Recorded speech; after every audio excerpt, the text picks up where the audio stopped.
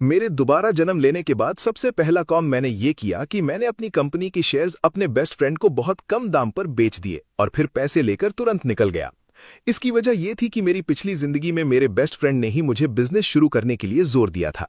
मैं एक tech geek था, मैंने कंपनी में पैसा इन्वेस्ट किया था और अपने गेम पेटेंट्स भी फ्री में दिए थे। लेकिन जैसे ही कंपनी ग्रो करने लगी, मेरे उस सो कॉल्ड बेस्ट फ्रेंड ने मेरी गर्लफ्रेंड के साथ अफेयर शुरू कर दिया, मुझे कंपनी से बाहर निकाल दिया और मुझे फंसाने की साजिश भी रच दी, जिससे मेरे ऊपर बहुत बड़ा कर्ज चढ़ गया। आखिरकार इतने प्रेशर को बर्दाश्त ना कर पाने के कारण मैंने एक ऊंची बिल्डिंग से कूदकर अपनी जान दे दी।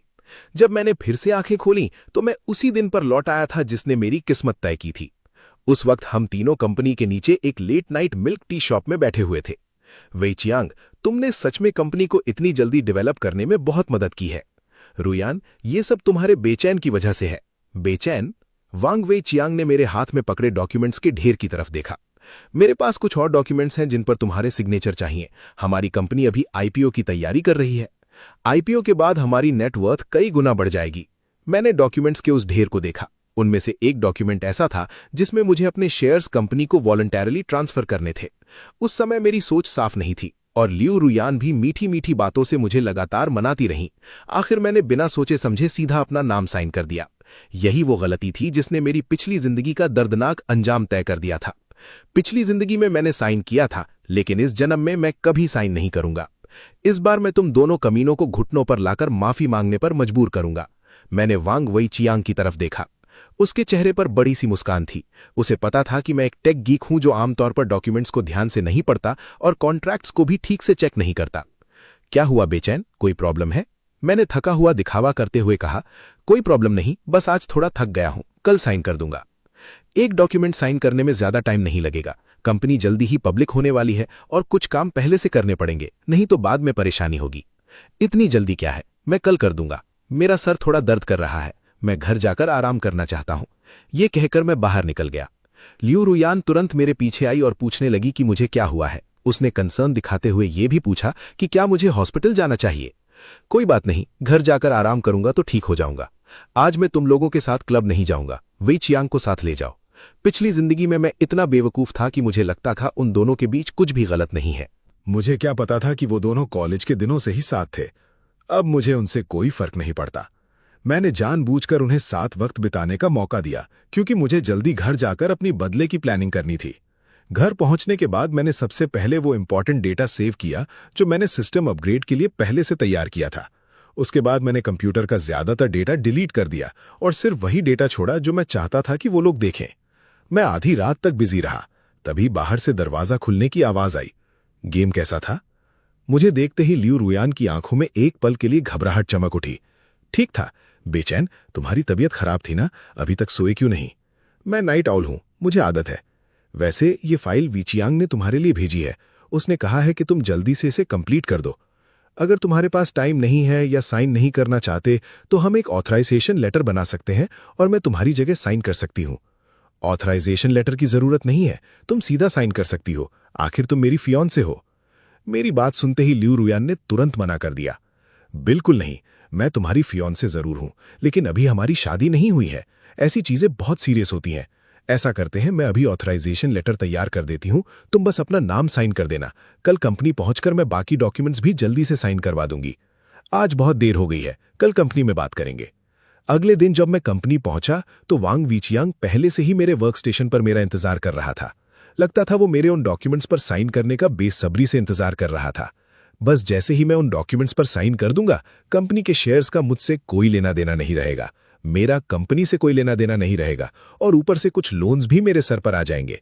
बेचैन, तुम आ ही गए।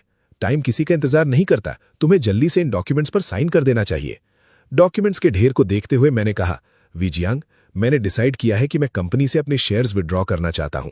यह शेयर ट्रांसफर एग्रीमेंट मैंने खुद प्रिपेयर किया है। जैसे ही मैंने ये बात कही, दोनों की आंखें फट गईं। उन्हें यकीन ही नहीं हुआ। बेचैन, तुम मजाक तो नहीं कर रहे? इस वक्त शेयर्स विड्रॉ करना चाहते हो? तुम्हें पता भी है हमारी कंपनी अभी आईपीओ की तैयारी कर रही है। तुम हमारे आईपीओ प्लान्स बर्बाद कर दोगे। वांग वी चियांग तुरंत गुस्से और घबराहट में आ गया। लियू रुयान भी तुरंत उसका साथ देने लगी। तुमने पहले मुझसे डिस्कस क्यों नहीं किया? बेचैन, मैं इस बात से बिल्कुल सहमत नहीं हूं। दोनों साफ तौर पर परेशान थे। उन्हें डर था कि अगर मैंने शेयर्स वापस ले लिए और ज्यादा पैसों की डिमांड कर दी तो उनका आईपीओ प्लान खराब हो जाएगा। बेचन, तुम इतने जिद्दी नहीं बन सकते। हम कंपनी चला रहे हैं, बच्चों का खेल नहीं खेल रहे। लियू रुयान ने यह कहकर वांग वेचियांग की तरफ इशारा किया। बिल्कुल सही बेचन, रुयान ठीक कह रही है। तुम और रुयान जल्दी ही शादी करने वाले हो। अभी शेयर्स विड्रॉ करना समझदारी नहीं है। जब कंपनी पब्लिक हो जाएगी तो डिविडेंड्स की बारिश होगी। तुम और रुयान आराम की जिंदगी जी सकोगे, क्या तुम्हें नहीं लगता? दोनों लगातार मुझे मनाने की कोशिश करते रहे, लेकिन इस बार मैं बिल्कुल भी नहीं पिघला। अगर तुम शेयर्स विड्रॉ करना ही चाहते हो तो पहले इन डॉक्यूमेंट्स पर साइन कर दो, ठीक है? हाँ बेचन, ये डॉक्यूमेंट्स बहुत अर्जेंट है। पहले साइन कर दो, फिर शेयर्स विड्रॉ करने की बात करेंगे। उनकी बेचैनी देखकर मुझे और भी यकीन हो गया। चाहे मैं अभी उनसे रिश्ता तोड़ दूं, फिर भी उन्हें काफी पैसा मिल जाएगा और वो ऐश की जिंदगी जिएंगे। इतनी आसानी से उन दोनों को छोड़ देना बहुत सस्ता सौदा होता। मैंने गहरी सांस लेकर कहा, मैंने इस बारे में काफी पहले सोच लिया था। मैं रिसेंटली हॉस्पिटल गया था चेकअप के लिए। डॉक्टर ने कहा कि मेरा शरीर हद से ज्यादा थक चुका है और मुझे अच्छी तरह आराम करना चाहिए, वरना पैसा कमाने की जिंदगी तो होगी लेकिन उससे खर्च करने की जिंदगी नहीं बचेगी। तुम्हें शेयर्स विड्रॉ करने की जरूरत नहीं है, बस डॉक्यूमेंट साइन कर दो और घर जाकर आराम करो। मैं तुम्हें लंबी छुट्टी दे दूंगा। बिल्कुल बेचैन, रुयान ने तुरंत कहा। हमारे फ्यूचर की खुशी के लिए तुम इतने जिद्दी नहीं बन सकते। डॉक्यूमेंट साइन करो और घर जाकर रेस्ट करो। दोनों अब भी नाटक कर रहे थे। मैंने मुस्कुराते हुए कहा, वेचियांग, पहले वो डॉक्यूमेंट्स देख लो जो मैंने तुम्हें दिए हैं। वांग वेचियांग ने डॉक्यूमेंट्स उठाए और पढ़ने लगा। उसके चेहरे की घबराहट धीरे धीरे गायब हो गई और उसकी जगह हैरानी ने ले ली। बेचैन, क्या तुम पक्का कह रहे हो? इन शेयर्स के बदले तुम सिर्फ 100 मिलियन चाहते हो और बाकी सारे शेयर्स रुयान को ट्रांसफर करना चाहते हो? हाँ, सब शेयर्स रुयान को ट्रांसफर कर दो। आज के बाद कंपनी में मेरी जगह वही लेगी। ये सुनते ही रुयान के चेहरे पर खुशी और हैरानी साफ दिखने लगी। सच में बेचन, मैं तो बहुत इमोशनल हो गई हूं। कोई बात नहीं, मैंने शांत स्वर में कहा। वैसे भी हमारी शादी होने वाली है। तुम्हें देना और खुद को देना एक ही बात है। मैं बस कुछ वक्त आराम करना चाहता हूं। ये सुनते ही वांग वेचियांग और लियू रुयान दोनों के चेहरों पर खुशी छा गई। शायद उन्होंने कभी सोचा भी नहीं था कि मैं खुद ही अपने शेयर्स उनके हवाले कर दूंगा। अगर तुमने सच में फैसला कर लिया है तो मुझे लगता है ये अग्रीमेंट ठीक है। मैं साइन कर देता हूं, लेकिन पैसा जल्दी मेरे अकाउंट में ट्रांसफर होना चाहिए। ये पैसा मेरी और रुयान की शादी की तैयारियों के लिए है। बिल्कुल, वांग वेचियांग बोला। मैं फाइनेंस डिपार्टमेंट को अभी ट्रांसफर करने के लिए बोलता हूं, लेकिन पैसा तुम्हारे अकाउंट में भेजना है या रुयान के अकाउंट में? ये सुनते ही लियू रुयान ने मेरी तरफ देखा। उसकी आंखों में बेचैनी और उम्मीद दोनों साफ नजर आ रहे थे। मैंने मन ही मन वांग वेचियांग को गाली दी। साला, अभी भी मेरे 100 मिलियन पर नजर है। पैसे पहले मेरे अकाउंट में ट्रांसफर करो। मुझे रुयान के लिए एक सरप्राइज प्रिपेयर करना है। पैसे के बिना काम नहीं चलेगा। जब पैसा मेरे अकाउंट में आ गया, मैंने अग्रीमेंट पर अपना नाम साइन कर दिया। दोनों ने मेरी सिग्नेचर देखकर राहत की सांस ली। अच्छा, तुम दोनों काम करो, मैं चलता हूं। रुयान, अगर किसी चीज की जरूरत हो तो मुझे कॉल कर लेना। शायद इस वक्त उन दोनों को लग रहा था कि मैं दुनिया का सबसे बड़ा बेवकूफ हूं, लेकिन वो एक बात नहीं समझते थे। किसी इंसान को बर्बाद करना हो तो पहले उसे पागल कर दो। ये मेरी बदले की प्लानिंग का सिर्फ पहला कदम था। अगला कदम यह था कि मैं उन दोनों को जमीन पर घुटनों के बल गिराकर रुलाऊंगा और माफी मांगने पर मजबूर करूंगा। मैं सीधा घर गया और अपना सामान पैक करने लगा। ग्रेजुएशन के बाद से कंपनी ज्वाइन करने तक मैंने अपना सारा वक्त गेम्स बनाने में लगा दिया था। मैंने कभी ढंग से आराम नहीं किया था। घूमने फिरने की तो बात ही छोड़ो। अब जब मैंने कंपनी छोड़ दी थी तो मैंने सोचा कि कहीं घूमकर थोड़ा रिलैक्स किया जाए। पैकिंग के बाद मैंने लियू रुयान को मैसेज किया कि मैं वेकेशन पर जा रहा हूं, लेकिन उसने कोई रिप्लाई नहीं दिया। मैंने सानिया की फ्लाइट बुक की, वहां एक होटल रिजर्व किया और पहुंच गया। होटल के रूम में मैंने अपना फोन और कंप्यूटर साइलेंट मोड पर रखा और बेड पर लेटकर बाहर से आती समुद्री हवा का मजा लेने लगा। शाम तक भी लियू रुयान का कोई जवाब नहीं आया। मैंने मन ही मन सोचा कि वो और वांग वेचियांग शायद ये समझ रहे होंगे कि मैंने सब कुछ उनके हवाले कर दिया है और अब दोनों खुशी मना रहे होंगे। शायद मुझे बेवकूफ कहकर हंस भी रहे होंगे कि मैंने अरबों की एसेट्स छोड़कर सिर्फ 100 मिलियन लिए। तभी मुझे ज़ेंग मिंगहाओ का मैसेज आया। उसने लगभग डांटते हुए लिखा था कि उसे पता चल गया है कि मैंने कंपनी से अपने शेयर्स निकाल लिए हैं, और पूछा कि क्या मैं पागल हो गया हूं। कंपनी आईपीओ के बिल्कुल करीब थी, ऐसा वक्त जब मैं बहुत बड़ा पैसा कमा सकता था, लेकिन मैंने सब कुछ छोड़ दिया और फायदा दूसरों को दे दिया। जब मैंने जवाब नहीं दिया तो उसने एक और मैसेज भेज दिया। उसने मुझे कई बार कॉल भी की, लेकिन मैंने कोई कॉल रिसीव नहीं की। ज़ेंग मिंगहाओ मेरे गेम का बहुत बड़ा फैन था और हमारी दोस्ती भी इसी वजह से हुई थी। उसका परिवार काफी अमीर था।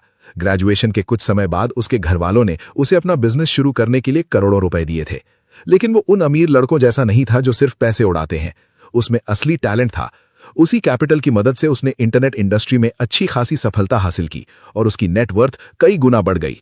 वो पहले भी मुझे बार बार कंपनी बदलने के लिए कहता था। वो कहता, वोंग वी कियांग अच्छा आदमी नहीं है, उसने मुझे बहुत कम शेयर्स दिए हैं। तुम मेरे साथ गेम कंपनी शुरू करो, मैं तुम्हें 90% शेयर्स दूंगा और खुद सिर्फ छोटा सा हिस्सा रखूंगा। उसका कहना था कि वो गेम्स पैसा कमाने के लिए नहीं बल्कि पैशन के लिए बनाता है। उसका सपना था एक ऐसा गेम बनाना जो सच में कमाल का हो। उस वक्त मैंने उसकी बातों को ज्यादा सीरियसली नहीं लिया था। मैं बस लियू रुयन से शादी करके एक खुशहाल जिंदगी जीना चाहता था। जब मैं बिल्डिंग से कूदने वाला था तब भी ज़ेंग मिंगहाओ ने मुझे कॉल किया था। उसने पूछा था कि क्या मुझे किसी मदद की जरूरत है। उसने वादा किया था कि अगर उससे जो हो सकेगा वो जरूर करेगा, लेकिन उस वक्त तक मैं पूरी तरह टूट चुका था। मेरे सबसे भरोसेमंद दोस्त और मेरी सबसे प्यारी इंसान दोनों ने मुझे धोखा दिया था। मेरी आखिरी हिम्मत भी टूट गई थी और उसके बाद मैंने छलांग लगा दी थी। अब जब मैं ज़ेंग मिंगहाओ के बारे में सोचता हूं तो दिल से इमोशनल हो जाता हूं। जब मेरी जिंदगी बिल्कुल अंधेरे में थी और सब लोग मुझसे दूर भाग रहे थे, तब भी वो मेरे साथ खड़ा था। ये सोचकर मैंने उससे वापस कॉल किया। उसने लगभग तुरंत फोन उठा लिया। ओल्ड ली, तुम हमेशा ठीक है, फोन तो उठा लिया तुमने। बताओ, कंपनी क्यों छोड़ी? इतने सालों से बिना रुके काम कर रहे थे, क्या बॉडी ने जवाब दे दिया और इसलिए बाहर घूमने आ गए? तुम वेकेशन पर हो? अभी कहाँ हो? मैं तुरंत आ रहा हूं। मुझे तुमसे एक जरूरी बात करनी है। मुझे पता है तुम गेम के बारे में बात करोगे। अगर वही बात है तो मत आओ, सफर बेकार जाएगा। मैं गेम की बात नहीं कर रहा, मैं तुम्हें कुछ और बताना चाहता हूं जो तुम नहीं जानते। मैंने उसे अपना एड्रेस भेज दिया। कुछ ही देर बाद उसका मैसेज आया। अरे, तुम सानिया में हो, मेरी वहां सी व्यू विला है। फटाफट होटल से चेकआउट करो और मेरे विला में आ जाओ। मैं अभी पासवर्ड भेजता हूं। फोन रखने के लगभग 3 घंटे बाद ज़ेंग मिंगहाओ सानिया पहुंच गया और मुझसे मिला। जैसे ही उसने मुझे देखा वो बोल पड़ा, old Lee, Wong Wei Qiang सच में बहुत बड़ा हरामी है। उसने तुम्हें कंपनी से निकाल दिया। चलो कोई बात नहीं, मैं तुम्हें 1 बिलियन देता हूं। हम मिलकर गेम बनाते हैं, या फिर हमारा पहले वाला प्लान। उसके बोलने से पहले ही मैंने उसे घूर कर देखा। वो तुरंत चुप हो गया और शर्मिंदगी से बोला, सॉरी, भूल गया। तुम इतनी अचानक आ गए कि मैं फिर से गेम की बात करने लगा। ठीक है, गेम की बात नहीं करते। अगले कुछ दिन तुम सानिया में जो चाहो करो, मैं तुम्हारे साथ रहूंगा। लेकिन इतना खर्चा करना ठीक नहीं है। ओल्ड ज़ेंग अब भी मेरी फिक्र कर रहा था। हम दोनों उसके विला के स्विमिंग पूल के पास बैठे थे। हमारे बीच एक वाइन की बोतल रखी हुई थी। ज़ेंग मिंगहाओ अपने फोन पर कुछ देख रहा था कि अचानक बोला, ओल्ड ली, देखो वांग वे कियांग कितना बड़ा कमीना है। उसने अभी कहा है कि गेम की मेन डेवलपमेंट टीम बदल दी गई है और पुरानी टीम कंपनी के डेवलपमेंट के साथ पेस नहीं रख पा रही थी। क्या ये तुम्हारी बेइज्जती करने का घुमा फिराकर तरीका नहीं है? ओल्ड ली, अब तो तुम उसका असली चेहरा देख रहे हो ना।